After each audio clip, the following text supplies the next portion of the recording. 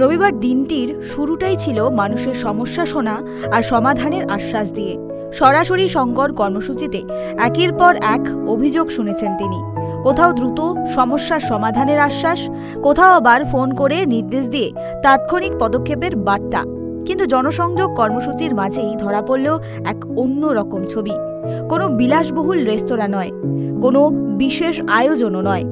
রাস্তার ধারে একটি ছোট্ট দোকানের বেঞ্চে বসে সাধারণ মানুষের মতো ঘুগনি আর ডিম সিদ্ধ খেতে দেখা গেল মন্ত্রী শঙ্কর ঘোষকে। চারিপাশে মানুষ অবাক। মন্ত্রীকে এত কাছে থেকে এত স্বাভাবিকভাবে দেখতে পাওয়া তো রোজকার ঘটনা নয়। রাজনীতির ব্যস্ত সময়সূচির মধ্যেও যেন সাধারণ জীবনযাত্রার ছাপ স্পষ্ট তার আচরণে। এর আগে পুলিশ কমিশনারেটের আধিকারিকদের সঙ্গে গুরুত্বপূর্ণ বৈঠক সেরেছেন তিনি। আর এরপর একাধিক কর্মসূচিতে যোগ দিলেও তার সফরে দেখা যায়নি কোনো গাড়ির বহর, বরং বারবারের মতো তার সঙ্গী ছিল বহুদিনের পুরনো ব্যক্তিগত স্কুটি। এদিন এক কর্মসূচি থেকে অন্য কর্মসূচিতে যাওয়ার আগে রাস্তার ধারে দোকানে জলখাবার খেতে দেখা যায় মন্ত্রীকে।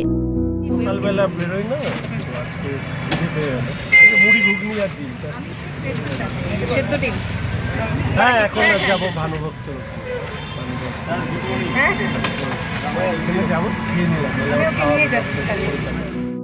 জনসংযোগ, মানুষের পাশে থাকার বার্তা আর সহজ জীবনযাত্রার এই ছবি ঘিরেই এখন আলোচনার শহর জুড়ে। পথ যতই বড় হোক, সাধারণ মানুষের সঙ্গে জনসংযোগটাই যেন সবচেয়ে বড় পরিচয়। রবিবার এই ছবি সেই বার্তাই তুলে ধরল আরেকবার।